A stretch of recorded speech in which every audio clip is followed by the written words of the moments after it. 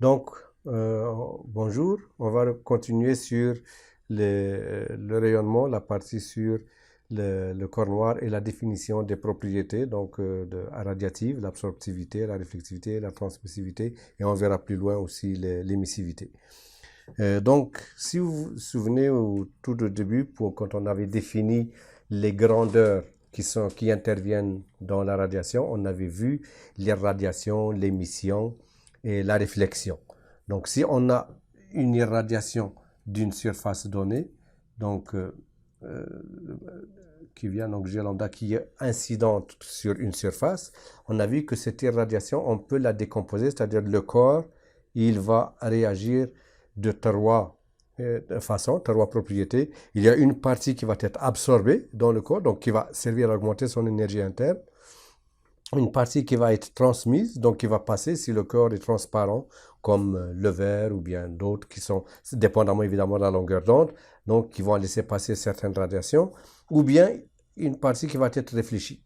Donc avec les radiations totales, G lambda, donc G lambda, c'est parce que ça dépend de la longueur d'onde, dépendamment de la longueur d'onde, c'est la fraction absorbée, réfléchie et transmise. Donc, si on a un milieu opaque, il n'y a pas de transmission. Donc, on va avoir juste la partie réfléchie et la partie absorbée. Euh, la longueur d'onde de la radiation incidente et le type de matériel détermine si le milieu est opaque ou non. L'autre remarque, c'est à moins que la température soit assez élevée pour émettre dans le spectre visible, la couleur d'un matériel provient de la réflexion. Et ça, oui, c'est vrai, c'est une partie de la perception de couleur que l'on a, c'est à cause de la réflexion des radiations qui viennent sur cette couleur-là. Ce n'est pas à cause de l'émission de ce corps-là. Donc, parce que sinon, il serait à des températures beaucoup trop élevées. Donc maintenant, on va voir comment est-ce qu'on définit les propriétés radiatives, donc l'absorptivité. Donc, comme vous pouvez soupçonner, l'absorptivité, ça va être la fraction, l'irradiation euh, absorbée divisée par l'irradiation totale. La même chose pour la réflexivité et aussi la transmissivité. Donc, il y a trois grandeurs, donc, puisque dans le cas général, ça va dépendre de la direction et de la longueur d'onde. Donc, on va définir une absorptivité spectrale directionnelle, donc qui va dépendre de la longueur d'onde et, euh, de, et de la direction. Donc, si on écrit alpha, donc l'absorptivité lambda pour la longueur d'onde et θ pour la directionnalité, donc il va dépendre de lambda, θ et phi, donc le coordonnées sphériques. Donc c'est l'intensité, c'est I lambda θ phi, donc qui dépendent de lambda évidemment θ et phi, divisé par I lambda incident. Donc l'intensité incidente qui dépend aussi. Donc ici c'est absorbé. Donc pardon, ici c'est I absorbé. L'intensité absorbée. I lambda absorbé. Lambda incident qui dépend de lambda, de θ et de phi. Donc ça, c'est l'absorptivité spectrale directionnelle, donc qui dépend des trois. Si on intègre sur l'hémisphère, donc si on veut éliminer la dépendance spatiale, donc on fait une intégration sur une hémisphère, on va avoir l'absorptivité spectrale, donc alpha lambda, qui dépend juste de la longueur d'onde. Donc ça va être le G lambda absorbé en fonction de lambda divisé par le G lambda incident, donc qui dépend aussi de lambda et qui serait égal, donc si on l'écrit, ça va être aussi l'intégrale sur de 0 à 2pi, de 0 à pi sur 2, donc de alpha lambda θ de lambda θ phi fois cosinus θ sinus θ dθ dθ dφ. Donc ici c'est dφ. divisé par donc l'intégrale fois I. Ah oui, si, il faut multiplier. Donc c'est alpha qui multiplie par l'intensité. Donc I absorbé. Donc I lambda de I lambda theta phi. Et ici la même chose de 0 à 2pi, de 0 à pi sur 2, 2. Donc on n'a pas le alpha, donc c'est l'intégration, c'est l'irradiation totale. Donc ça va être I lambda I incidente, donc lambda theta phi, fois la même chose, cosinus theta, sinus theta, d theta, d theta, d phi. Donc ça c'est l'irradiation totale et ça c'est l'irradiation qui est absorbée.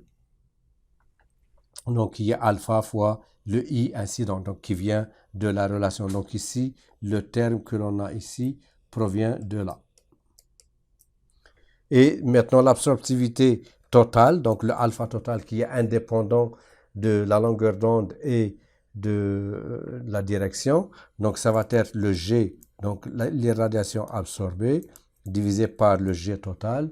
Et donc ça va être l'intégrale de 0 à l'infini, parce que c'est la longueur d'onde, de alpha lambda de lambda qui dépend de lambda fois G lambda de lambda divisé par l'intégrale de 0 à l'infini de G de lambda d lambda. Donc ça c'est l'irradiation totale et ça c'est l'irradiation qui est absorbée. Donc ça provient de la relation supérieure. Donc vous voyez la cascade. D'abord l'absorptivité spectrale directionnelle, donc qui est un rapport d'intensité absorbée et incidente. Ensuite l'absorptivité spectrale qui dépend de la longueur d'onde, donc intégration de l'absorptivité sur toutes les directions, divisé par ou bien normalisé par l'incidence totale reçue, et la même chose pour l'absorptivité hémisphérique totale. Donc on peut faire les mêmes définitions, on peut définir de la même façon la réflexivité et la transmissivité. Donc maintenant si on va à la réflexivité par exemple, donc on a la définition ici, donc au lieu que ce soit I absorbé, ça va être le I réfléchi. Donc le I ici, c'est le I lambda, donc il dépend de la longueur d'onde et de la direction, donc incident réfléchi divisé par l'intensité incidente directionnelle spectrale. Donc si on définit la réflexivité spectrale hémisphérique, on intègre sur toutes les directions, donc ici de 2pi, 0 à 2pi, 0 à pi sur 2, avec ici le ρ, donc ρ lambda theta, qui multiplie par cette intensité, donc qui vous donne l'intensité réfléchie qui est là. Donc ça, le produit ici fois ici, c'est la même chose que ça. Donc intégré dans toutes les directions, divisé par l'irradiation totale, et puis la réflexivité hémisphérique pour toutes les longueurs d'onde, on intègre pour la longueur d'onde, et puis on obtient de la même façon la réflexivité. La même chose pour la... on va ici juste quelques exemples de réflexivité et d'absorptivité. Donc, pour différents matériaux, on va voir dans le transparent qui suivent pour la transmissivité. Donc, vous voyez, par exemple, quelques éléments importants. La neige, par exemple. Si vous voyez la neige ici, donc la neige, c'est le suivre, c'est là. Là, et puis ça. Vous voyez la neige, ça. Ici, c'est la réflexivité et ici, c'est l'absorptivité. Donc, réflexivité de 1, donc ça réfléchit tout. Et donc, pour 0, ça absorbe tout. Donc, vous voyez la neige sur un intervalle de longueur d'onde, donc mettons entre 0,3 probablement et puis 1 micron et demi.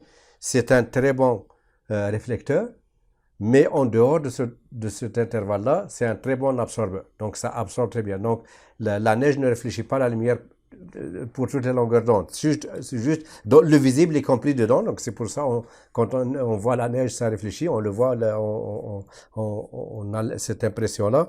Mais si on est dans un intervalle de longueur d'onde différent, ça ne l'est pas. L'autre point d'intérêt, c'est la peau. Donc, vous voyez la peau humaine.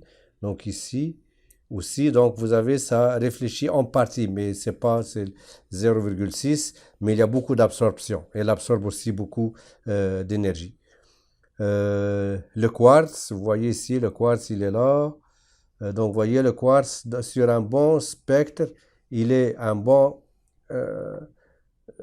ici, donc il est là, jusque là. Donc, il est un bon réflecteur sur une partie du spectre, mais aussi un bon absorbeur sur une autre partie du spectre. La peinture noire, ah oui, l'intérieur, peinture noire, vous voyez ici. Donc, vous voyez que c'est un absorbeur idéal. Donc, ça absorbe le black body, bien corps noir. La peinture noire, elle est proche d'un corps noir. Elle absorbe presque tout.